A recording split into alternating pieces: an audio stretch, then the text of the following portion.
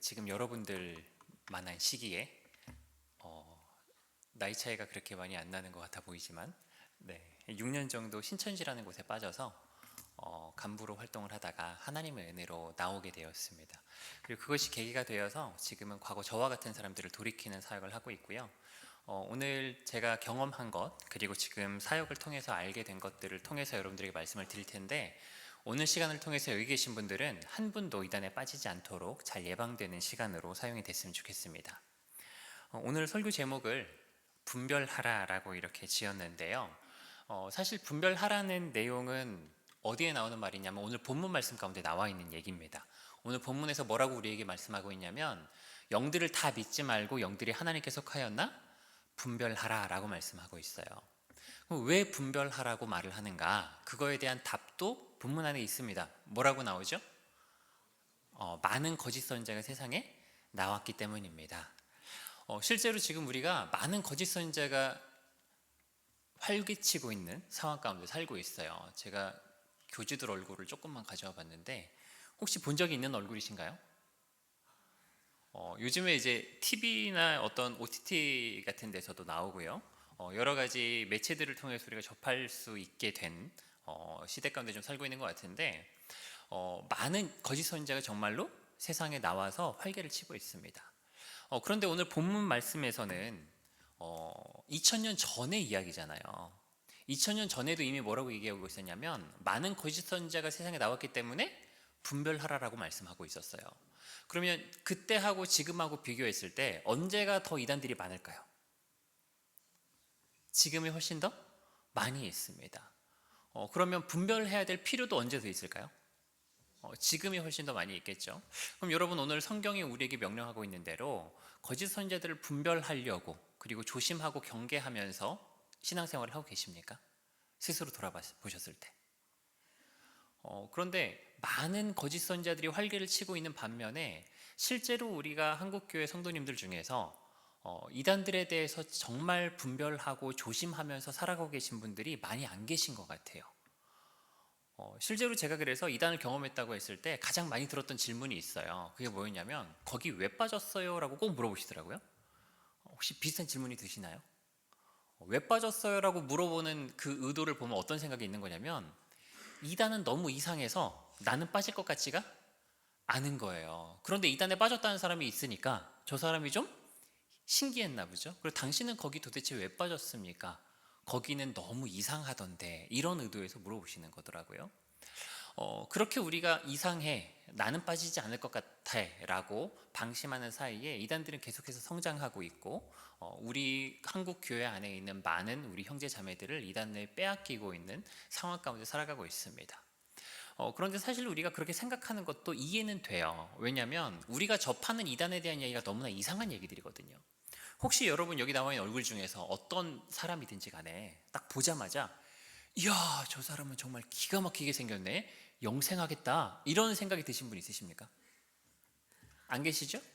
그런데 저기 이만희 얼굴 있죠? 근데 신천지 사람들은 이만희 씨를 보고 뭐라고 믿고 있어요? 영생할 거래요. 안 죽을 거라고 믿고 있는 거예요. 그러니까 우리가 느끼기에 너무나 어떤 거예요? 이상해요. JMS 정명석 들어보셨습니까? 우리나라에 재림주가 한 50분 계세요. 재림주 최다 보유국인데 수출도 다 했습니다. 수출 상품이기도 해요. 근데 재림주 역사상 최초로 전자발찌를 찬 재림주가 탄생했어요. 이게 누구냐면 정명석입니다. 성범죄로 10년 동안 감옥에 갔다 왔거든요. 재림주가 성범죄로 감옥 갔다 그러면 믿고 있다가도 안 믿을 것 같잖아요. 그런데 정명석에 있는 사람들은 그 10년 기간 동안 어떻게 기다렸냐면 이렇게 얘기하더라고요. 예수님께서는 십자가에서 우리 죄를 대속하셨고 정명석 주님께서는 감옥에서 우리 죄를 대속하고 계십니다, 그러는 거예요. 그러니까 너무나 이상하죠. 2018년도에 출소했다가 지금 동종범죄로 감옥에 또 갔죠. 근데 2018년도에 출소할 때 마침 우리나라에 평창 동계올림픽이 열렸어요. 그러니까 정명석 주님의 출소 기념으로 하나님이 한국에 선물을 주셨습니다, 그러면서 막 좋아하는 거예요. 안상홍 증인 들어보셨어요? 거기는 이미 85년도에 죽어버린 안상홍을 하나님으로 믿고 있고요. 지금 살아있는 장길자라는 여성을 여자 하나님으로 믿고 있는 곳입니다. 근데 거기 있는 사람이 이제 상담소에 왔을 때 안상홍이 왜 하나님이냐, 증거가 있대요. 증거가 뭐냐 그래요. 좀 오래된 얘기인데, 혹시 여러분 2002년도에 태어나셨습니까? 태어나신 분들 계시죠? 근데 2002년도에 제가 이제 고등학생이었어요. 야간 자율학습을 하고 있는데 그때 우리나라 축구 역사상 매우 놀라운 일이 있었죠. 우리나라가 월드컵 4강을 갔어요. 와, 우리나라가 어떻게 월드컵 4강을 갑니까? 이게 안상홍의 하나님의 증거라는 거예요. 왜 그러냐? 그러니까 안상홍 하나님 이름 속에 월드컵 4강의 주역의 이름이 다 있다는 거예요. 안으로 시작한 사람 누가 있어요? 안정환.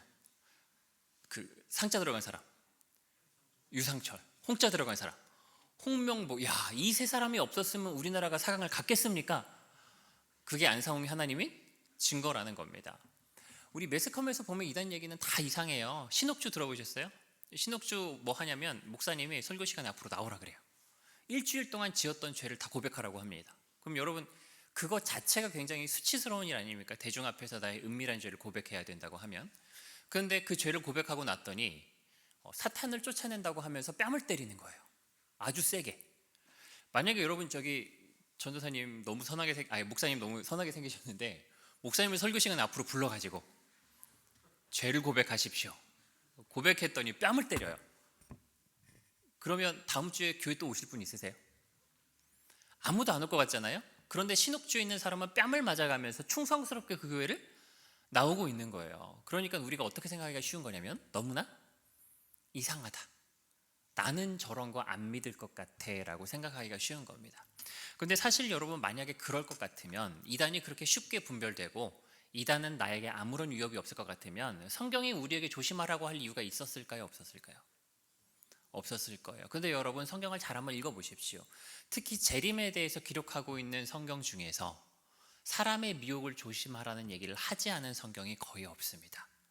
여러분 성경에서 이단 조심하라는 얘기 읽어보셨어요? 안 읽어보셨어요? 성경을 안 읽으십니까? 성경에 그런 얘기가 한 번만 기록되어 있는 게 아니에요. 여러 번 반복해서 기록되어 있습니다. 여러분 성경이 무엇하러 같은 얘기를 여러 번 반복해서 우리에게 기록하겠습니까? 그만큼 뭐 하니까요? 중요하기 때문입니다. 그리고 그 얘기는 어떤 의미냐면 마지막 때가 가까울수록 이단에게 미혹되는 일이 많이 있을 거라는 거예요. 그렇기 때문에 성경이 우리에게 경고하고 있는 것입니다. 만약에 내가 이단을 조심하지 않고 신앙생활을 했다면 성경대로 신앙생활하지 않았다라는 것을 생각해 보실 필요가 있어요. 실제로 그래서요, 여러분 이단에 빠지는 것은 생각보다 매우 높은 확률로 빠집니다. 제가 신천지라는 곳을 경험할 때 어떤 일을 했었냐면 전도 교관 일을 했어요. 그래서 신천지 청년의 그 전도 업무를 이렇게 책임지는 일을 했었는데 제가 전도 목적으로 만나본 사람이 당시에 또 1000명이 넘습니다. 수백 명이 전도되는 과정을 지켜봤어요. 근데 신천지 전도 과정인 그 신천지 성경 공부 과정을 처음부터 끝까지 다 배운 사람은 몇 퍼센트 정도 확률로 거기 빠졌을까요? 제가 경험했을 때 6개월의 신천지 성경 공부를 끝까지 배운 사람 중에서 빠지지 않은 사람은 한 명도 없었어요. 그러면 6개월 과정을 모두가 다 배우는 건 아닐 거잖아요. 거기에 등록해서 끝까지 수료하는 사람의 비율은 몇 퍼센트나 됐을까요? 제가 있을 때 전국 평균이 70% 정도 됐습니다. 다시 말해서 신천지 사람들이랑 관계를 맺고 그 사람들의 말에 한번 귀를 기울이기 시작하면 몇 퍼센트 정도 확률로 빠졌다는 거예요? 70% 정도 확률로 빠졌다는 거예요. 여러분 70%가 되기 쉬울까요? 30%가 쉬울까요? 70%가 되기 훨씬 쉽지 않겠습니까? 그리고 30%도 사실 분별해서 그만둔 사람은 잘 없어요. 이단 성경 공부인지 모르고 들었다가 알게 돼서 그만둔 사람들이 대부분이었습니다. 그럼 여러분 나도 안심할 수 없다라는 것을 기억하실 필요가 있어요. 그럼 왜 그럴까요? 우리가 듣는 얘기 너무 이상한데 왜 현장에서 직접 경험하면 사람들이 왜 그렇게 잘 빠질까요?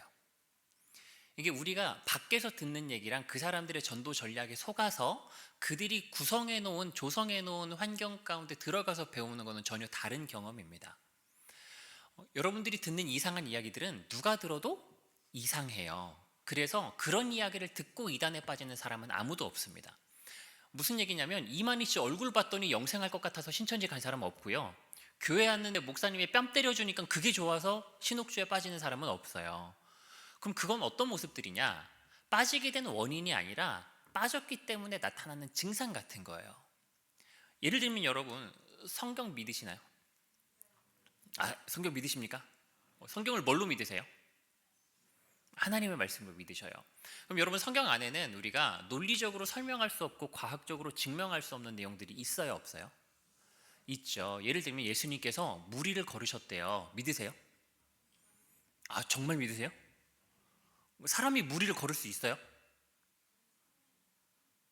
근데 예수님이 걸으셨다고 하면 믿으세요? 그래요. 근데 만약에 여러분 옆에 있는 친구가 내가 이번에 저기 강가가 보이는 한강공원에 갔다가 무리를 걸어보니까 걸어지더라고. 물을 걷는 방법을 알아냈다 그러면서 100만 원만 주면 가르쳐 주겠대. 그럼 배우실 분? 100만 원에 무리를 걷는 비법을 배우면 괜찮은 거 아닙니까? 안 배우실 거예요? 왜 안 배워요? 사기거든요. 거짓말입니다. 그죠? 왜요? 근데 친구 말이랑 성경에 기록되어 있는 말이랑 비슷한 얘기잖아요. 둘 다 무리를 걸었다는 얘기잖아요. 근데 왜 친구 말은 안 믿어요? 그 말은 누구 말씀이 아니니까요. 하나님 말씀이 아니기 때문이에요. 우리가 성경을 하나님 말씀이라고 믿기 때문에 논리적으로 과학적으로 설명할 수 없어도 믿음으로 받아들일 수 있습니다. 근데 이단에 빠진 사람들은 어떻게 된 거냐면 저마다의 전도 방법을 통해서 자신들의 교주를 하나님 혹은 하나님의 대리자처럼 믿게 된 거예요. 그럼 그 사람의 말은 더 이상 사람의 말이 아니라 누구 말처럼 들릴까요? 하나님 말씀처럼 들리게 되는 거예요. 그럼 사람의 말이라면 못 믿어도 누구 말이라면 믿을 수 있어요? 하나님 말씀이라면 이상한 얘기도 받아들일 수 있게 된 상황에 처하게 된 겁니다. 그래서 우리가 듣게 되는 이단이 보여주는 이상한 행태들은 어떤 거냐면 빠지게 된 원인이 아니라 빠졌기 때문에 나타나는 증상 같은 거예요. 그래서 우리가 그런 이상한 모습들을 보면 어떻게 생각하는 게 맞냐면 저기는 너무 이상해서 나는 안 빠지겠다가 아니라 이단에 빠지면 저렇게 되는구나 라고 생각하고 조심해야 되겠다라는 경계로 삼는 것이 더 올바른 반응일 것입니다. 그래서 여러분, 실제로 우리 주변에 있는 이단 단체들을 보면 굉장히 빠른 속도로 성장하고 있어요. 우리나라에 이단이 몇 명이나 있는지 알고 계신가요?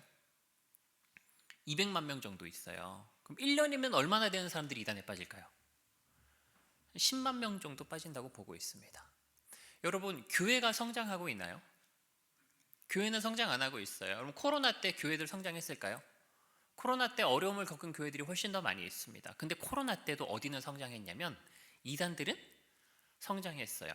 그래서 어떤 분들은 이대로 시간이 흐르다 보면 이단이 한국 정통교단보다 더 교세가 커지는 날도 올 것이다 라고 이야기를 합니다. 여러분, 실제로 일본 같은 곳은 어떤 상황이냐면 일본은 기독교인 비율이 굉장히 낮아요. 알고 계시죠? 일본의 기독교인이 얼마나 있는지 알고 계십니까? 90만 명 있습니다. 90만 명. 우리나라는 900만 명 있죠. 그럼 90만 명 중에 정통교회 교인이 몇 명이나 될까요? 일본인 목사님이랑 만나서 대화할 시간이 있었는데 물어보니까 깜짝 놀랐습니다. 90만 중에 정통교인 10만 명 있다 그러더라고요. 80만이 뭐냐면 이단들인 거예요. 그래서 선교사님들이 너무 어려워합니다. 열심히 애를 써가지고 전도해 놨더니 이단에 뺏기는 거예요. 여러분, 우리나라도 시간이 흐르다 보면 그렇게 될 수도 있어요. 그 내용이 예수님께서 성경을 통해 우리에게 경고하고 계신 내용이기도 합니다. 그러면 우리가 생각할 때 말도 안 되는 그 이단 단체에 왜 그렇게 많은 사람들이 빠지고 있을까? 여러분, 많은 사람들이 빠지고 있는 것 자체만으로도 뭔가 이유가 있는 거거든요. 예를 들면 여러분, 어디 여행 가시면 그 지역에서 좀 유명한 음식 드시죠? 죄송합니다. 춘천 가면 뭐 먹죠? 닭갈비 먹어요. 근데 닭갈비를 먹으려고 봤더니 닭갈비 거리가 있는 거예요. 닭갈비집이 하나만 있는 게 아니고 옆집도 닭갈비집이고 앞집도 뒷집도 다 닭갈비집이에요. 어디가 맛있을까 하고 봤는데 어느 집은 사람들이 길게 줄을 서서 기다리고 있어요. 근데 어떤 집은 똑같은 닭갈비를 팔고 있는데 사람이 없고 파리가 날립니다. 어디로 가서 식사하실 거예요?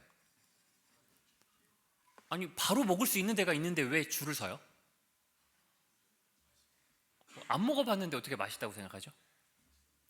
사람이 많이 있으면 그만한 이유가 있을 거라고 생각하는 거예요. 지금 여러분, 정통교회에 비해서 이단교회가 사람들이 몰려가는 식당처럼 되어가고 있는 모양새입니다. 교회는 전도되지 않는데 이단교회는 점점 부흥하고 있어요. 그러면 그만한 뭐가 있겠어요? 이유가 있습니다. 빠질 만한 이유가 있는 거예요. 그래서 그 이유를 모르면 나도 뭐 할 수 있어요? 빠질 수 있겠구나 라고 생각하셔야 됩니다. 빠지는 이유가 뭐냐? 보통 우리가 이단에 빠지는 이유는 두 가지로 설명을 합니다. 보여주는 이단이 있다고 하고요, 그리고 가르치는 이단이 있다고 해요. 보여주는 건 뭐냐면 신비한 것들을 경험하고 체험하게 만드는 것입니다. 실제로 마지막 때 이단에 대해서 성경이 우리에게 경고하는 내용 중에 이런 내용들이 있어요. 데살로니가서 2장에 보면 악한 자의 나타남은 사탄의 활동을 따라 모든 능력과 표적과 거짓 기적과 불의의 모든 속임으로 나타난다, 이렇게 표현합니다. 그러니까 여러분, 사탄이 우리를 미혹할 때 뭘 보여주냐면 능력과 표적과 기적을 보여줄 수 있는 겁니다. 요한계시록에서도 마찬가지고요, 마지막 때 거짓 선지자와 적그리스도들이 큰 능력과 기적들을 보여주면서 미혹할 거라고 우리에게 경고하고 있습니다. 그럼 여러분, 이단 단체에 갔을 때도 신비한 체험을 할 수 있을까요? 성령님의 역사처럼 느껴지는 걸 할 수 있어요. 여러분, 이단 교회에 가가지고 병이 나을 수 있을까요? 병이 나을 수 있습니다. 실제로 어떤 경우들이 있냐면, 상담소에 있다 보면 자기가 다니는 교회가 이단인지 몰랐나 봐요. 그러다가 어디서 이단이라는 소리를 들었는지 전화가 왔어요. 내가 어떤 교회 다니는데 여기가 이단이 맞습니까? 아, 네, 거기는 이단이 맞습니다. 그러니까 대뜸 화를 내십니다. 여기가 왜 이단입니까? 내가 여기서 병이 나왔는데. 화를 내요. 그 사람은 거기서 병이 나왔기 때문에 그곳에 참 하나님이 계시다고 생각하고 미혹이 된 거예요. 그래서 이단 단체에 미혹되는 거는 한 번 그 집회에 참석하는 것만으로도 빠질 수 있습니다. 한 번 참석해가지고 뭘 경험하냐면 성령님의 역사 같은 걸 한번 체험을 하는 거예요. 그리고 그걸 성령의 역사라고 착각하는 순간 그 단체에 빠지게 되는 겁니다. 이재록 만민중학교에 들어보셨어요? 거기 이제 이재록이 살아있을 때 거기도 교세가 한 13만 명 이렇게 됐었어요. 그래서 꽤 우리나라에서도 규모가 있는 이단이었는데 교주가 죽었죠. 근데 이재록에 빠진 사람 어떤 사람 얘기를 들어보니까 동생이 먼저 이재록에 빠져서 데리러 갔답니다. 근데 예배 중에 동생이랑 막 실랑이 하면서 데리고 나오기가 어렵잖아요. 그래서 예배가 끝날 때까지 맨 뒷자리에 앉아서 기다리고 있었대요. 근데 기다리고 있다 보니까 자기도 모르게 이런 생각이 들더랍니다. 혹시 저분이 주님이 아닐까, 이런 생각이 들더래요. 그래서 옆 사람한테 한번 물어봤답니다. 저분이 혹시 주님이신가요? 물어봤대요. 뭐라 그랬을까요? 성령 받았구만, 그러더래요. 그리고 그날 이지력에 빠진 거예요. 여러분, 예수 그리스도를 나의 주님으로 믿으십니까? 복음을 들을 때 그 복음의 말씀이 나에게 믿어지고 확신되는 경험이 있으셨어요? 근데 어떻게 그렇게 되셨어요? 여러분이 똑똑해서 깨달으셨습니까? 누구의 역사냐면 성령님의 역사예요. 근데 다른 예수와 다른 복음을 믿게 만드는 악한 영의 역사가 우리 가운데 분명히 존재하고 있습니다. 그래서 우리가 이단들의 집회 가운데 참석했을 때 그 악한 영의 역사를 경험하고 신비한 것들을 체험하게 될 때 우리가 이단에 미혹될 수도 있는 것입니다. 그래서 여러분, 이단 문제에 대해서는 우리가 뭐 하면 안 되냐면 교만하면 안 돼요. 한두 번 가는 것만으로도 뭐 빠지겠어? 한 번 가보는 건 괜찮겠지라는 호기심에라도 발을 들여놓는 것은 올바르지 않습니다. 겸손한 마음으로 나도 빠질 수 있다고 생각하시고 교회 밖에서 하는 어떤 집회나 세미나 같은 데 참석하는 것에 대해서 확인하는 습관을 가지셔야 돼요. 여기가 정상적인 곳이 맞는지에 대해서. 그리고 요즘에 그 가장 좀 문제가 되는 보여주는 이단 중에는 이제 신사도 운동이 있습니다. 어떤 특정한 단체에서 하는 게 아니라 신사도 운동의 영향을 받아서 정통교단의 이름을 갖고 있음에도 신사도 운동의 사상에 영향을 받아서 하는 곳들도 있어요. 근데 여기에 빠지게 되는 주된 원인이 뭐냐면 극단적인 신비주의, 은사주의 같은 것들입니다. 그래서 여기 참석하게 되면 어떤 걸 경험하냐면 막 성령님께서 나한테 강력하게 임재하셔서 온몸의 힘이 풀리는 것 같은 경험을 해요. 그리고 막 금가루가 떨어지는 걸 보기도 하고 이빨이 막 금리빨로 바뀌는 걸 경험하기도 하고, 어떤 사람들은 성령님이 강림하셨다고 하면서 막 쓰러집니다. 어떤 사람들은 막 짐승의 소리를 내기도 하고 막 신비한 이상한 행태들을 막 보여줘요. 여러분, 이상한 것들을 경험한다고 해서 그것이 참된 하나님의 역사라는 근거가 되어주지 못한다는 것을 반드시 좀 기억하실 필요가 있습니다.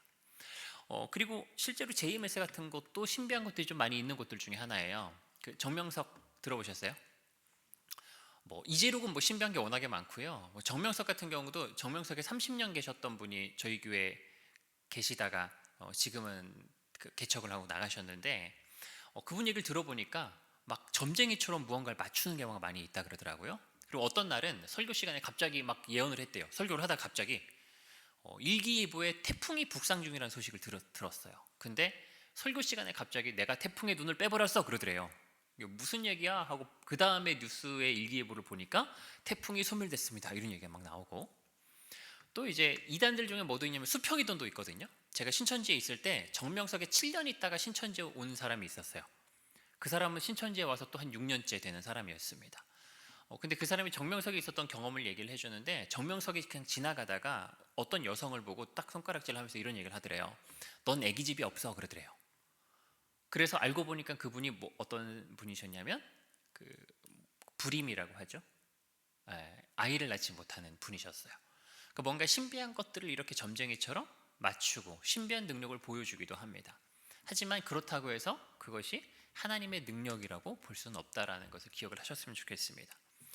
두 번째로는 가르치는 이단이 있다고 해요. 보통 이제 그 교주가 있는 이단들은 다 어떤 곳이냐면, 뭔가 그 교주들 중에서도 신비한 능력이 있는 부류가 있고요. 신천지나 이런 부류들은 신비한 능력은 없어요.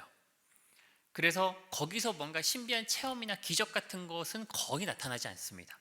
그럼 이 사람들은 무엇을 가지고 사람들을 미혹하냐? 성경 공부 자체가 무기가 돼서 성경 공부를 통해서 미혹하는 거예요.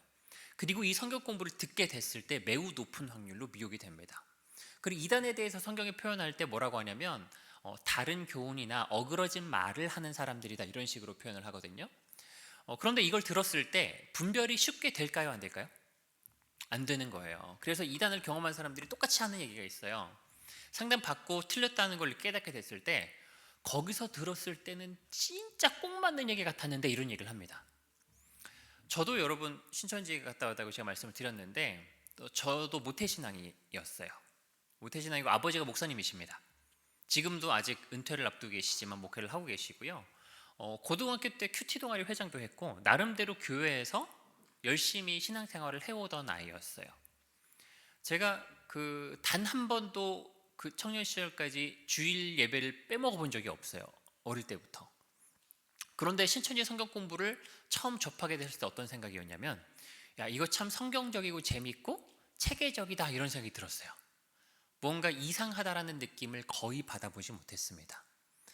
그래서 여러분, 우리가 밖에서 듣는 이야기와는 다르게 그들에게 속아서 그들의 성경 공부를 접하게 됐을 때는 잘 분별되지 않는 경험이 훨씬 더 일반적입니다.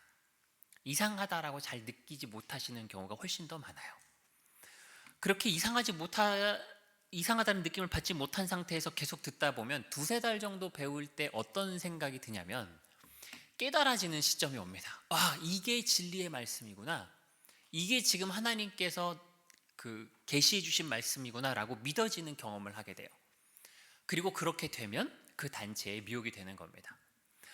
사실 여러분, 이단으로 옮기는 선택은 쉬운 선택은 아니거든요. 한번 생각해 보세요. 제가 아버지가 목사님이시라 그랬잖아요. 근데 제가 신천지 성경공부를 하고서 이렇게 했다고 생각해 보세요. 아버지, 제가 신천지 가서 공부를 해보니까 아버지 목회 잘못됐습니다. 내가 앞으로 신천지 교회를 가겠습니다. 그럼 어떻게 됐을까요? 집안이 난리 났겠죠. 제가 보통 부모님들한테 속이는데 5년 이상을 그렇게 속이다가 들켰을 때 아버지한테 그렇게 이렇게 얘기를 하다가 제가 설교 시간에 이렇게 말씀드려서 죄송합니다만은 뒤지게 맞았습니다. 난리가 나는 거예요. 그러니까 이단들이 가족들한테 숨기는 거예요. 그런 갈등들이 나타날 게 뻔하기 때문에. 여러분, 만약에 친구들한테 야, 내가 신천지 성경공부 해봤더니 신천지가 진리인 것 같아. 나 앞으로 성문교회 안 나오고 신천지 교회 갈 거야. 그럼 어떻게 될까요? 여러분, 친구가 그렇게 했어요. 그럼 어떻게 할까요? 그 다음에 친구한테 또 연락이 와. 어떨까요? 예전처럼 관계하기가 쉽지가 않습니다. 이단에 빠졌다 그러면 우리 신앙인들 안에서는 말할 것도 없고요. 사회적으로 이단들이 가지고 있는 그런 안 좋은 이미지들이 있기 때문에 사회생활 할 때도 걸림돌이 돼요.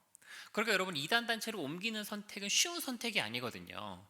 그냥 긴가민가 할 때 할 수 있는 선택이 아니고 어떨 때 할 수 있는 선택이냐면 확신이 있을 때 할 수 있는 선택입니다. 듣다 보니까 뭐가 생기는 거냐면 확신이 생기는 거예요. 이게 진리구나. 그래서 이단 단체로 옮기는 과정에서 겪어지는 어려움들을 뭐로 인식하게 되냐면 진리를 따라갈 때 발생하게 되는 사탄의 핍박이나 방해 정도로 여기고 그것을 내가 극복하고 견뎌야 될 것으로 생각하고 이단 단체로 옮기는 선택을 하는 거예요. 여러분, 이단 성경 공부를 배울 때 생각보다 쉽게 분별이 안 되고요. 그리고 분별이 안 되는 상황에서 계속 듣다 보면 어떤 때가 오는 거냐면 사단이 역사에서 마치 우리가 진리의 말씀을 들었을 때 성령님께서 그 말씀을 믿게 해주시는 것처럼 이단 성경 공부를 배울 때도 사탄이 그걸 믿게 해줘요. 그러니까 그것에 대한 믿음을 가지고 이단 단체로 옮길 수 있게 되는 겁니다. 그래서 교회에서 이단에 대해서 예방 강의를 할 때 빠지지 않고 항상 하는 얘기가 있어요. 교회 밖에서 뭐 하지 말라 그래요? 성경 공부하지 말라 그래요. 그런데 사실 교회 밖에서 성경 공부하지 말라는 얘기 몇 번이나 들어보셨어요? 많이 들어보셨죠? 근데 여전히 이단에 미혹되는 사람들이 있을까요? 없을까요? 있어요. 성경 공부하지 말라는 얘기를 계속 듣는데 계속해서 교회 밖에서 성경 공부를 하는 사람들이 생기는 겁니다. 왜 그러는 거냐면 나는 괜찮겠지가 있어서 그래요. 예외의 경우를 두기 때문입니다. 이단들은 신뢰관계를 쌓고 그 사람을 믿도록 신뢰관계를 형성을 하고 믿음을 줘서 나는 믿을만 하니까 괜찮아라는 예외의 경우를 만들어내려고 합니다. 그래서 교회 밖에서 성경 공부하지 말라는 얘기를 교회에서 한다라는 것을 이단들도 다 알고 있어요. 그러니까 교회 밖에서 하는 성경 공부가 아닌 것처럼 속이거나 혹은 나는 믿을만 한 사람이니까 예외적으로 해도 괜찮아 라고 만들어내려고 하는 거예요. 근데 여러분, 교회 밖 성경 공부나 신앙 모임 집회 참석하지 않는 원칙에 대해서는 예외를 두지 말고 지켜주셔야 돼요. 심지어 저는 뭐라고 얘기했냐면, 저도 옛날에 그 청소년부를 맡았던 때가 있거든요. 근데 아이들한테 제가 뭐라 그랬냐면, 내가 가르쳐 준다고 해도 개별적으로 가르쳐 준다 그러면 하지 말라 그랬어요. 저랑 성경 공부했을 때 문제 안 생길 거잖아요. 제가 이단이 아니니까. 근데 왜 하지 말라 그랬냐면 그 친구가 평생 우리 교회만 나오지는 않을 수 있잖아요. 이사를 갈 수도 있고 그냥 교회를 옮길 수도 있고 직장 때문에 어쩔 수 없이 옮길 수도 있고, 그런데 가끔씩 교회 안에 누가 있냐면 이단들이 침투해 있는 경우들이 있어요. 심지어 어떤 경우도 있냐면 가끔씩은 교육자로 침투해 있는 경우도 있습니다. 그러니까 그런 경우에 저랑의 개별적인 성경 공부 경험이 긍정적으로 남아있으면 다른 곳에서도 그런 경험을 쉽게 받아들이겠다는 생각이 들어서 예외를 두지 않도록 하기 위해서 그렇게 얘기를 했어요. 그래서 여러분, 교회에서 하는 성경 공부만 해라 라고 했을 때 그 기준은 뭐냐면 교회에서 공식적으로 어떤 교재로 어떤 내용으로 하는지가 공개되어 있는 성경 공부입니다. 우리 교회 사람이랑 한다고 해서 교회에서 하는 성경 공부 아니고요. 장소가 우리 교회라고 해서 교회에서 하는 성경 공부 아니에요. 어떤 경우가 있냐면 교회가 규모가 있다 보면 보통 카페 같은 게 좀 있잖아요. 카페는 외부에서도 이렇게 들어올 수 있으니까 의도적으로 이단들이 성경 공부 장소를 교회 카페로 잡기도 해요. 저도 그렇게 자주 했습니다. 왜냐하면 들어올 때 뭐 보고 들어오게 하려고요? 교회 간판 보고 안심하고 들어오게 만들려고. 그리고 저는 신천지에 있을 때 추수권 활동을 할 때 어떻게 했었냐, 포항에 있는 모 교회에 전도사로 들어갔어요. 그래서 1년 동안 활동하면서 뭐 했냐면 주일학교 중고등부 청년부 예배 찬양인도 성가대 지휘를 했습니다. 그러니까 추수꾼이었던 제가 당시 교육부서 설교를 다 한 거예요. 그리고 당시 고3 친구들에 대해서 어떻게 했냐면 목사님한테 가서 얘기를 했어요. 당시 제가 굉장히 교만했기 때문에, 목사님, 우리 고3 친구들이 공부도 중요하지만 이제 대학생이 되면 훨씬 더 많은 세상 유혹에 노출이 될 텐데 지금 성경 공부 프로그램이 없습니다. 성경 공부를 좀 시켜가지고 신앙을 좀 기반을 닦아줬으면 좋겠습니다. 목사님 너무 좋아하시더라고요. 좋지요. 목사님 어떻게 하면 좋을까요? 그러니까 전도사님 알아서 하십시오. 그래가지고 교회로 불러다가 한 명씩 신천지 성경 공부 시키기도 했어요. 그러니까 교회에서 하는 성경 공부의 기준은 뭐여야 되냐면 공식적으로 다 공개되어 있는 형식으로 진행되는 거여야 돼요. 개별적으로 하는 성경 공부, 우리 교회 사람이랑 한다고 해서 장소가 우리 교회라고 해서 교회에서 하는 성경 공부라고 하시면 안 되고, 믿을 만한 사람이라고 해서 허용하시면 안 됩니다. 성경 공부 어디서만 해야 돼요? 우리 교회에서만. 그런데 가끔 그런 경우 있을 수 있어요. 아니 그러면 교회 밖엔 다 이단입니까? 건전한 선교단체들도 있는데 그런 거 다 하지 말라고 하는 겁니까? 특히 여러분 대학생 때는 캠퍼스 안에 있는 건전한 선교단체들이 있죠. 기독교 동아리들도 있고 그런 곳에 참여를 하고 싶으시면 목사님한테 가서 확인받고 점검 받으십시오. 왜냐하면 캠퍼스 안에서 건전한 동아리나 선교단체를 위장한 이단들도 너무나 많이 있고요. 그리고 선교단체 안에 침투해 있는, 건전한 선교단체 안에 침투해 있는 이단들도 많이 있기 때문입니다. 그래서 원칙은 어디서만 하는 거냐면 우리 교회에서만. 그리고 여러분, 우리가 신앙생활 할 때 좀 뭐가 필요하냐면 우리 교회와 목사님에 대한 믿음이 좀 필요해요. 그리고 여러분, 교회 공동체와 우리 목사님에 대한 믿음이 있어야 우리가 신앙생활을 할 때 행복하게 할 수 있어요. 예를 들어서 여러분, 주일날 교회 올 때 이런 사람이 있다고 해봅시다. 우리 교회는 왜 이렇게 엉터리 같은지 몰라, 내 친구 다니는 교회가 그렇게 좋다던데 하면서 교회를 들어와요. 그럼 주일날 행복할까요, 불행할까요? 그거는 교회가 훌륭해도 불행할 수밖에 없어요. 그런 마음가짐이면. 목사님 설교 들을 때 아이고 우리 목사님 하나님께서 언제쯤 설교의 능력을 주실까 하면서 들으면 은혜가 될까요, 안 될까요? 안 돼요. 근데 우리 목사님이 최고야 하면서 설교 들으면 어떨까요? 목사님이 설교 좀 못하셔도 은혜 받을 수 있습니다. 우리 교회가 최고가 아니더라도 우리 교회가 최고야 이런 마음으로 주일에 교회를 나오면 우리 교회가 최고가 아니더라도 행복하게 신앙생활을 할 수 있어요. 그리고 무엇보다도 그렇게 신앙생활을 하는 게 나한테 유익합니다. 주일날 담임 목사님 설교 들으면서 이단에 빠졌다는 얘기 못 들어봤거든요. 근데 다 어디서 듣다가 빠지는 거냐면 교회 밖에서 무언가를 접하다가 빠지는 거예요. 그 여러분, 교회 자체가 하나님께서 우리에게 주신 영적 양식을 공급받는 통로예요. 교회를 뭐라고 하냐면 어머니와 같다라고 얘기를 하거든요. 여러분, 엄마가 어떤 역할을 하죠? 한 생명을 태어나게 해서 양육해서 자라게 하고 이제 세상으로 내보내는 일을 하죠. 하나님께서 교회에 어떤 사명을 주셨냐면 복음 전에서 한 생명을 태어나게 하는 사명을 주셨습니다. 그리고 태어난 생명을 교회 안에서 뭐해요? 양육해서 자라게 합니다. 그리고 세상으로 파송을 하는 거예요. 그래서 내가 있는 교회는 하나님께서 나에게 주신 어머니와 같습니다. 그런데 여러분, 그래서 교회 안에서 내가 영적인 유익들을 충족받는 것은 엄마한테 집밥 먹는 것 같은 거예요. 근데 여러분, 길거리 음식이 맛있어요? 집밥이 맛있어요? 그래요. 집밥이 맛있는 사람도 있고 사람에 따라서는 길거리 음식이 맛있을 수도 있죠. 근데 길거리 음식이 만약에 맛있다고 해서 삼시세끼 길거리 음식만 먹는 사람이 있다고 해봐요. 길거리 음식을 안 먹고 집밥만 먹는 사람하고 어떤 사람이 건강하고 안전할까요? 집밥 먹는 사람이 훨씬 더 건강하겠죠. 왜 그렇죠? 집밥은 맛이 좀 없을 수도 있어요. 근데 엄마가 사랑을 담아서 검증된 재료를 가지고 요리를 마련을 해줍니다. 그런데 길거리 음식은 뭐가 안 됐어요? 검증이 안 됐어요. 그래서 여러분, 우리가 교회 중심의 신앙생활을 하는 태도 자체가 내 신앙을 안전하게 지키는, 그리고 나에게 유익한 신앙의 태도라는 것을 기억하셨으면 좋겠습니다. 그래서 요즘에 교회 밖에서 하는 무언가 너무나 많이 있죠. 유튜브도 많이 있고. 근데 그런 거에 다 이상한 건 아닙니다만 대부분 이상합니다. 여러분이 접하게 될 때. 그런데 그 중에 무언가 참여하고 싶으신 게 있으면 반드시 목사님한테 허락과 검증을 받으시고 참여를 하셔야 돼요. 그리고 그게 귀찮으면 안 들으시면 되겠죠. 교회에서만 하는 것만 하십시오. 근데 교회에서 하는 것도 안 하면서 꼭 밖에서 하면서 빠지는 건데, 혹시나 교회에서 하는 걸로 좀 부족하다고 느끼시는 분도 있어요. 그럼 어떻게 하면 될까요? 그럼 밖에서 하면 될까요? 그럼 목사님한테 가서 더 해달라고 하세요.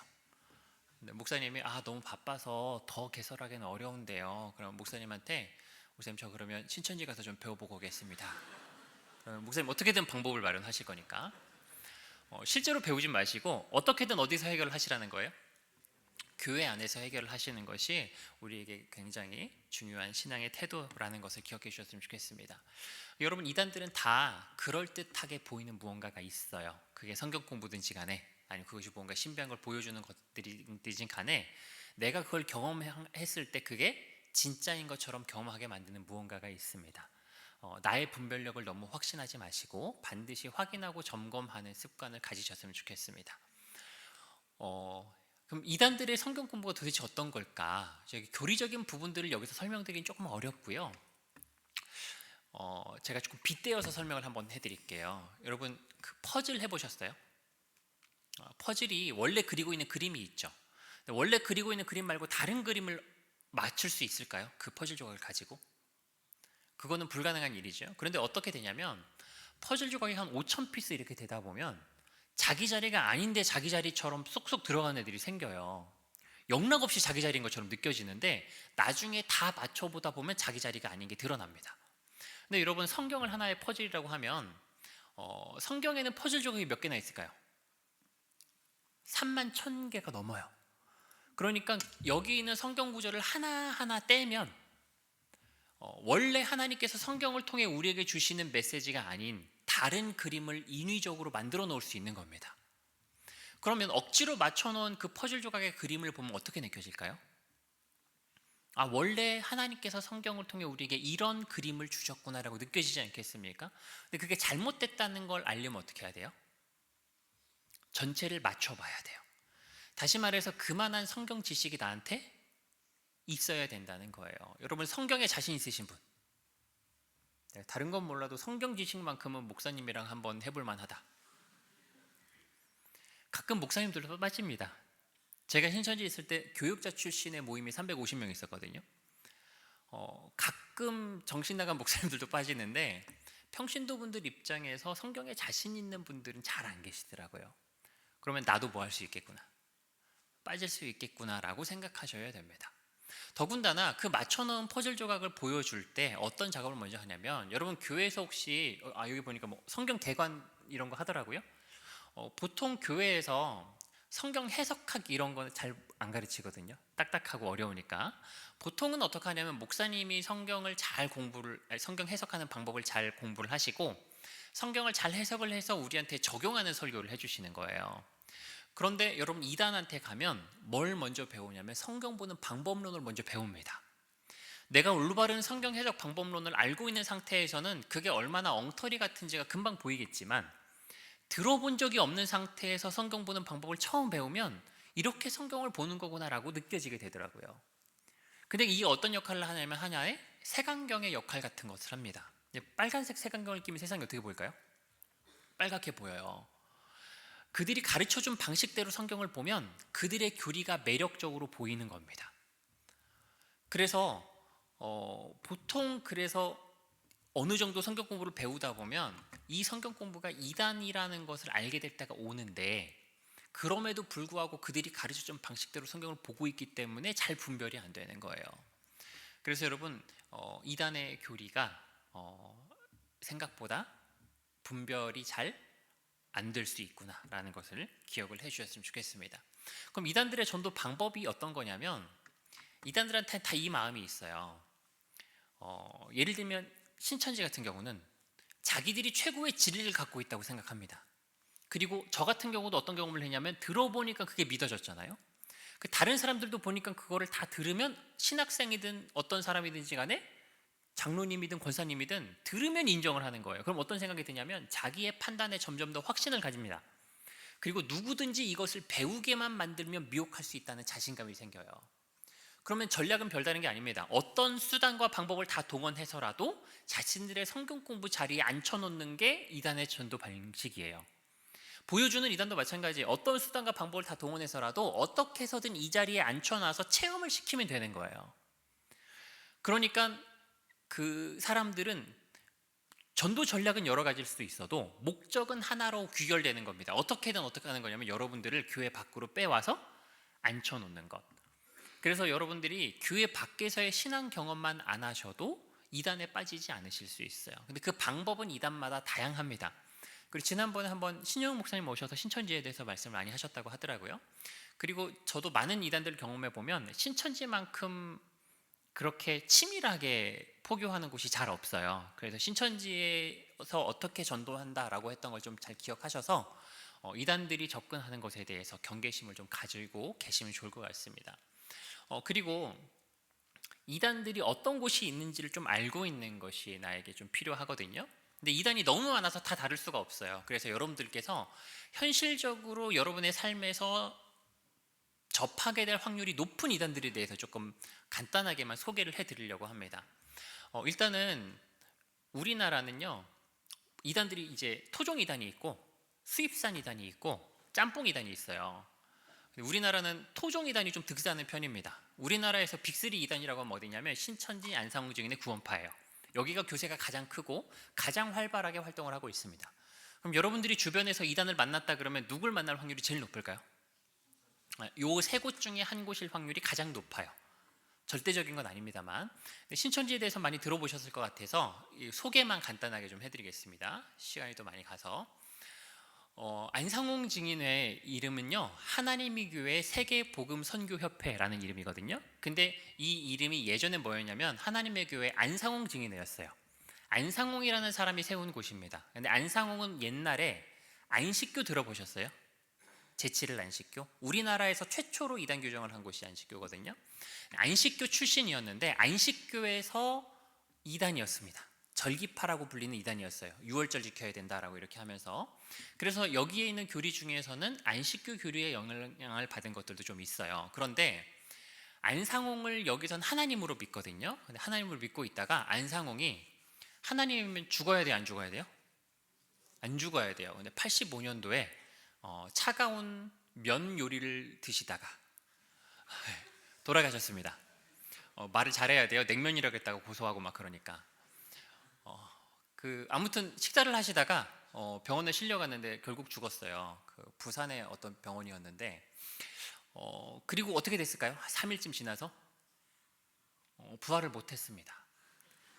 그리고서 어떻게 됐냐면 안상홍이 원래 죽을 것을 미리 예언해놨다라고 이야기를 하고 교리를 만들었습니다. 다윗의 위라는 교리를 만들어서 예수님께서 다윗의 위를 이은 왕인데 다윗의 재임 기간이 40년이거든요. 근데 예수님 공생의 기간이 몇 년이에요? 3년 반밖에 안 되니까 남은 37년을 채워야 된다는 거예요. 그래서 안상홍이 와서 37년을 딱 채우고 37년째 되는 해에 죽었다 이거예요. 교리를 만들어서 안상홍이 죽는 것에 대한 정당화를 시키고요. 그 다음에 장길자라는 여성이 자기가 여자 하나님이라고 하면서 나왔어요. 그래서 저 여성을 장길자로 믿고 있고요. 안식일 유월절 같은 구약의 절기를 지키는 것이 표면적으로 드러나는 특징입니다. 그리고 예배 드릴 때 보면 여자들 수건 쓰고 막 이런 거 해요. 그리고 여기는 예배 드릴 성경 공부할 때 침례를 받게 합니다. 특징적인 거니까. 근데 이거는 안상홍 사람들이 되게 싫어하는 거예요. 안상홍이 하나님인데 저기 전남 장수였던가 여러분 가시면 볼 수 있습니다. 썩어 있는 곳이 있습니다. 갑작스럽게 죽어서. 그래서 여기 있는 사람들이 두 개로 찢어졌어요. 안상홍의 가족이 있는 곳이 이제 부산 쪽이고요. 서울에 본부를 둔 곳이 지금 우리가 흔하게 말하고 있는 왕성한 곳입니다. 여기서 이제 특징적으로 많이 알려져 있는 전도 방식은 길거리에서도 많이 하고요. 학교 앞에서 학생들한테도 많이 하고요. 집집마다 띵동띵동 누르면서 하나님의 교회 세계복음선교협회에서 왔습니다. 어머니 하나님에 대해서 아시나요? 이런 거 물어보면서 좀 많이 했었던 곳입니다. 태블릿 보여주면서 좀 피드백 해달라고 하기도 하고요.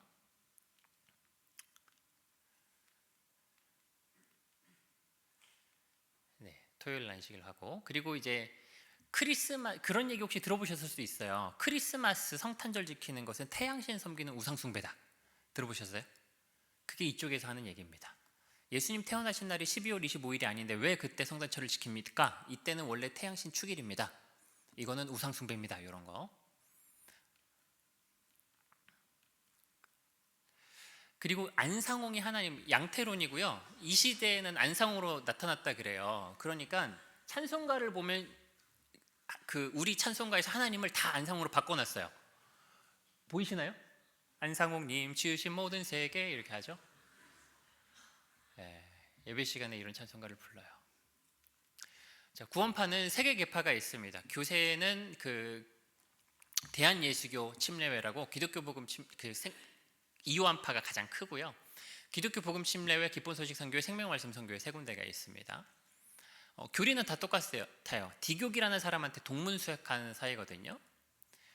여기 기독교 복음 침례회 권신찬 유병헌 있죠. 여기가 옛날에 기독교 채널에서 설교 방송 나가면서 커졌어요. 이단 규정되기 전에 기독교 방송에서 이렇게 막 나오면서 사람들을 좀 끌어모아 가지고 좀 생겼습니다. 유병헌 여러분 세월호 사건 아시죠? 세월호 사건으로 좀 유명한 곳이고요. 네, 박옥수 기쁜 소식 선교회는 여러분 죄사함과 거듭남의 비밀이라는 책 혹시 아세요? 전도할 때 많이 사용하는 책인데 그리고 여기 박옥수 쪽에서 뭐 하냐면 청소년과 대학생 대상으로 많이 합니다. 그래서 여러분 대학교에 보면 IYF 혹시 아세요? 그 영어 스피치 대회 이런 것들도 하고, 해외에서 하는 그 국제 청소년 연합이라고 해서 해외에서 하는 어떤 세미나나 프로그램 같은 것들도 많이 모집을 하고 있습니다. 여러분들께서 이름 같은 걸 좀 기억하실 필요가 있어요. 이호환 생명말씀 선교회는 여기 대한예수교 침례교라고도 하고요, 서울중앙교회 이쪽이죠. 교세가 제일 크고요. 대학생 같은 경우는 이런 거 중고등학생부터 대학생까지 하고 있어서 IYF에서 주최하는 여러 가지 행사들이 좀 있습니다. 이런 것들이 혹시 학교 안에서 이렇게 홍보가 된다면 좀 주의하실 필요가 있고요. 구원파는 그리고 성경 세미나를 많이 해요. 그래서 어떻게 하냐면 세미나에 참석해서 막 몇 박 며칠 세미나를 들으면 많은 사람들이 구원파 신도가 돼버립니다. 그래서 이런 세미나 참석하고 수련회 참석하는 거 좀 조심하셔야 돼요. 혹시 여러분 친구 교회 수련회 가고 막 이런 거 하십니까? 친구가 막 야 우리 교회 수련회 같이 가자 막 이런 거 막 하기도 하고 하거든요. 그럴 때 확인 한번 해보고 가셔야 돼요.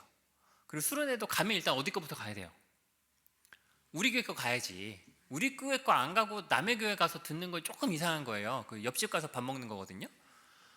일단 우리 교회 거 먹고, 그리고 옆집에서도 맛있는 거 차려놨다고 초대하면 한 번씩 갈 수는 있죠. 근데 갈 때 거기가 믿을 만한 곳인지 한번 확인을 해보고 가십시오. 그래서 이런 거 초대권 보면 드림 세미나 해가지고 이렇게 해놨잖아요. 장소도 자기네 교회 장소가 아니고요, 다른 데를 빌려서 이단과 같은 특징이 나타나지 않도록 하면서 초대권을 이렇게 뿌립니다.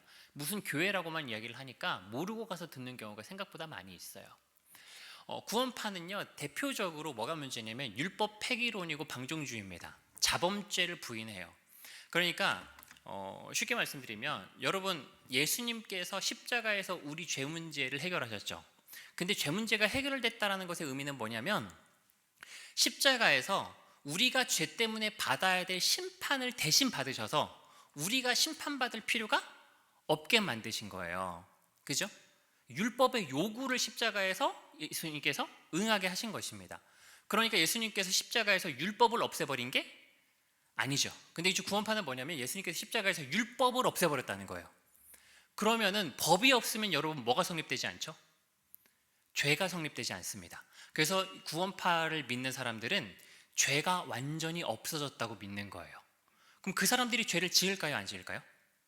지어요. 근데 그거를 죄라고 인식하지 않게끔 만듭니다. 그래서 아직 양심이 남아있어서 죄책감을 느끼면 구원받지 못한 거라고 이야기를 해요. 그래서 구원파 사람들을 이렇게 상담할 때 보면 어떤 사람들은 부부간인데 막 한쪽이 막 바람 피고 아주 난리를 친 거예요. 이거 죄 아니에요? 그럼 죄는 아닙니다. 그래요. 어떤 사람이 두 명이서 길을 가다가 지갑을 하나 주웠나 봐요. 지갑을 주워가지고 이렇게 막 돈이 많이 들어있어요. 아, 이거 주인 찾아줘야겠다. 잃어버리고 얼마나 지금 마음이 아플까, 속상할까. 옆에 있는 사람이 뭐하러 그래? 우리가 그냥 쓰자. 그러니까 이거 어떻게 그래? 그럼 막 양심의 가책을 느끼는 것처럼 보이니까 뭐라 그러냐면 아직 양심이 살아있구만, 이렇게 얘기를 한다는 거예요. 자범죄를 부인합니다. 죄 자체가 성립되지 않는다고 해요. 그러면 자연스럽게 어떻게 하게 될까요? 방종하게 되겠죠. 네, 빨리 넘어가야 돼가지고. 그리고 구원파에서 유명한 사건이 옛날에 저기 유병헌 권신찬파 쪽에서 그 오대양 사건 혹시 아십니까? 집단 자살한 사건. 네, 이 사건이랑 그 연관 관계에 대해서 굉장히 큰 의혹이 있었고요. 그때 유야무야 넘어갔어요. 그리고 그 다음에 여기서 똑같이 그 세월호 사건이 터지니까, 여기가 세모 그룹이거든요. 왜 세모 그룹이냐면 세모 거꾸로 하면 뭐죠? 모세죠. 권신찬 유병헌을 아론이랑 모세라고 불렀거든요. 그래서 이제 세모그룹이라고 해가지고 거기서 청해진 해운이랑 비롯해서 세월호 사건이 일어난 거기 있죠. 그래서 오대양 사건 때 거기를 잘 탈탈 털었으면은 세월호 사건을 예방할 수 있었을 텐데라는 안타까움을 표하는 분들도 계셨어요. 그리고 이제 그 박옥수 구원파 쪽에서도 그 장사를 했어요. 사실 여기서 이제 떨어져 나간 게 장사한다고 해가지고 했는데 나가가지고 자기도 장사를 한 거예요. 여기 또별이라는 약을 팔았습니다. 이게 만병통치약인 것처럼. 그래가지고 이 약을 먹으면 암도 낫는다고 막 그랬어요. 그런데 이 약만 먹고 치료받지 않고 그 있었던 사람들이 죽기 시작하는 겁니다. 치료를 안 받으니까. 그래가지고 이 약 성분이 무엇인지 좀 알아봐 주십시오라고 의뢰를 했어요. 죽으면서. 그래가지고 보니까 녹차 분말이랑 홍삼 배양근 성분이 조금 있는 거예요. 그러면서 매우 비싼 가격에 이걸 팔아먹었습니다. 그리고 이 회사에 대해서 주식도 팔고 경제적인 피해를 사람들한테 많이 입혔죠. 네, 시간 관계상 다른 분 넘어야 될 것 같고요. 그리고 우리가 보통 세계적으로 유명한 이단은 이 세계 안식교 불문고 요하징, 여기는 교세가 1000만 명 이상 되는 매우 커다란 이단들입니다. 우리나라에서도 안식교 불문고 요하징이 한 10만 명 정도의 교세들이 있어요. 여러분들 주변에서 좀 만나실 수 있는데, 그래도 이쪽은 제가 아직까지는 막 신천지처럼 모략전도 하고 이런 것들을 좀 잘 못 봐서 여러분들께서 이름만 좀 아시더라도 좀 도움이 되실 것 같습니다. 시간 관계상 이 부분 넘어가고 마무리를 좀 하도록 하겠습니다. 나중에 기회가 또 있으면. 여러분, 이단에 빠지면 안 되는 이유에 대해서 좀 말씀을 드리고 싶어요. 여러분, 일단은 이단에 빠지면 지금 현재에서의 삶이 좀 많죠? 현재에서의 삶이 저주받은 삶이 됩니다. 왜냐하면 이단들은 저마다 왜곡된 종말론을 가르치거든요. 그 종말론은 시한부 종말론 혹은 조건부 종말론이에요. 시한부 종말론은 날짜 정해놓고 이날 세상 종말 온다, 요겁니다. 조건부 종말론은 어떤 조건을 완성하면 예수님 오실 거야. 신천지에서도 정말 많이 들었던 얘기가 3, 4년이면 역사 완성된다, 이 얘기를 계속했어요. 10년 전부터는 1년이면 된다는 얘기를 계속해요. 그럼 여러분 한번 생각해 보십시오. 1년 있다가 세상이 끝나고 자기네 단체들의 세상으로 세상이 재편된다고 생각해 봐요. 세상이 종말이 옵니다. 1년 있다 종말이 오면 학점 관리 필요 있습니까? 의미 없잖아요. 취직할 필요 있습니까? 애기 키울 필요 있어요? 내 미래를 준비할 필요가 없어요. 그러면 1년 동안 가장 중요한 게 뭐냐면 1년 동안 내가 어떤 실적을 쌓았느냐에 따라서 이후에 내가 구원받을 수 있을지 없을지, 혹은 신천지 세상에 됐을 때 내가 거기서 어떠한 위치를 차지할 수 있을지가 결정이 된다라는 거예요. 1년 동안에 내 1년 이후에 영원히 결정된다고 하면 1년 동안에 가장 중요한 게 뭘까요? 거기서 인정받는 거죠. 거기서 실적 쌓아서 1년 이후의 삶을 준비하는 게 가장 중요해지지 않겠습니까? 그러니까 이단에 빠진 사람들은 저마다 어떻게 되냐면 현재에서 자기의 삶을 살아가지 못하고 저주받은 삶을 살아가는 거예요. 학생들이 공부하지 않습니다. 의대에 간 학생이 의대 때려치고서 등록금 받아가면서 신천지 활동만 해요. 졸업할 때 가니까 졸업자 명단에 없어. 부모님한테 제사장이 되는 게 중요하지 의사가 뭐가 중요합니까? 얘기하는 거예요. 들키고 나니까. 저도 신천지 갔다가 정신 차리고 보니까 학점 1점대, 친구들은 다 졸업하고 취직했는데 학점 1점대에 졸업도 못하고 있어요. 그나마 나와서 다행이죠. 거기서 10년 20년 보내버리면 인생이 정말 끝난 것 같은 경험을 합니다. 더군다나 그렇게 해서라도 천국 갈 수 있으면 모르겠습니다만, 그렇게 하고서 어디 갈까요? 지옥 가요. 왜냐하면 이단에 빠지는 건 우상 숭배이기 때문입니다. 여러분, 그렇게 해서라도 천국 가면 다행인데 PPT 슬라이드 한번 보시면, 신천지가 혹시 추수공 계실까봐 우상 숭배하는 증거를 한번 보여드릴게요. 다 감사하라는 찬양이죠. 예배 전후에 거룩하게 불러야 되는 찬양인데, 다 감사해 주 하나님, 다 감사해 주 예수님, 다 감사해 이긴 자라 그러죠. 이긴 자가 이만희를 지칭하는 표현입니다. 근데 그 이름을 영원토록 찬송하리라. 누구 찬양하고 있어요? 이만희를 찬양하고 있어요. 이단에 빠지면 자기가 우상숭배 하는 줄도 모르고 우상숭배 하게 됩니다. 후렴만 보시면 온천한 만민들의 시온산에 올라와서 오늘 나신 만이왕을 찬양하며 경배하자 그러죠. 안상주님의 찬송가 아까 보셨죠? 빛나고 높은 보좌와 그 위에 앉으신 안상홍님의 영광이, 이렇게 하죠. 안상홍님 지으신 모든 세계 죄에서 자유를 얻으려면 안상홍님을 믿으시오, 이렇게 찬양하는 거예요. 여러분, 이거 보고 너무 이상해 라는 생각이 들잖아요. 네, 빠지면 나도 이거 찬양한다고요. 우상숭배 하는지 모르고 미혹돼가지고. 그러면 반드시 어디 가냐면 지옥 갑니다. 현생에서 인생이 저주받는 것뿐만 아니라 죽어서 반드시 지옥 가요. 여러분, 리스크가 작아도 결과가 너무, 그러니까 뭐라 해야 될까요? 너무나 파멸적인 결과를 초래하는 일이라면 확률이 낮더라도 매우 조심해야 되거든요. 예를 들면 여러분, 코로나 조심했죠. 근데 코로나 치사율 얼마나밖에 안 돼요? 1%밖에 안 되잖아요. 근데 온 나라가 조심했죠. 왜냐하면 1%가 어떤 확률이니까요? 죽을 확률이니까. 여러분, 비행기가 만약에 비행기 타면 추락해서 터질 확률이 10%다 그러면 어떨까요? 90% 확률로 살잖아. 괜찮네 하고 계속 타실 분 있으세요? 10%밖에 안 되잖아요. 근데 10%의 확률이 어떤 확률이에요? 죽을 확률이잖아요. 10%는 그러면 너무너무 큰 확률이 됩니다. 근데 여러분, 제가 경험을 하면서 보니까 이단들이 그렇게 막 철저한 이단들이 아니더라도 이단들과 한번 관계를 맺고 그들의 말을 한번 들어주기 시작하면 그 단체에 빠질 확률이 10% 정도는 되더라고요. 아니 90% 정도 확률로 안 빠지는 거잖아요. 괜찮잖아요 라고 얘기할 수 없습니다. 10% 확률이 너무 큰 확률이에요. 왜냐하면 인생 망하고 지옥 갈 확률이라서. 여러분, 그 이단들이 여러분들 주변에서 200만 명이 돌아다니고 있습니다. 여러분, 만약에 먹으면 죽을 확률이 10%인 독약이 있으면 드실 분 있으세요? 한 100만 원 주면 먹습니까? 1000만 원 주면 먹습니까? 90% 확률로 살 수 있잖아요. 그래도 안 먹죠. 왜냐하면 먹으면 뭐 할 수 있는 확률이니까, 죽을 수 있는 확률이니까. 그런데 그 독약을 보약이라고 속여가지고 200만 명이 여러분 입속에 넣으려고 돌아다니고 있는 거예요. 조심해야 될까요? 조심하지 않아도 될까요? 조심해야 됩니다. 그리고 제가 단언해서 말씀드리는데, 여러분 앞으로 신앙생활 하시면서 이단들 반드시 만납니다. 그럴 수밖에 없어요. 마지막가 가까울수록 예수님께서 이단들이 많이 활동할 거라고 우리에게 미리 경고해 주셨거든요. 오늘 들으신 말씀 잘 기억하셔서 오늘 명령하고 있는 대로 이단에 대해 조심하고 분별할 수 있는 저와 여러분들이 다 되셨으면 좋겠습니다. 우리 오늘 들으신 말씀 기억하시면서 잠깐 기도했으면 좋겠습니다. 예수님께서 우리에게 미리 경고하신 대로 우는 사자와 같이 삼킬차를 찾는 사단의 미혹의 역사 가운데 우리가 살아가고 있습니다. 내가 혹시 교만하진 않았는지, 혹시 내가 옆에 있는 친구들을 이단의 미혹으로부터 내버려 두진 않았는지, 내가 분별하는 신앙을 성경대로 순종하고 살았는지 한번 돌아보는 시간을 가져봤으면 좋겠습니다. 그리고 나의 신앙과 우리 교회 공동체를 이단으로부터 지켜달라고 하나님께 간절한 마음으로 기도했으면 좋겠습니다. 함께 기도하시겠습니다.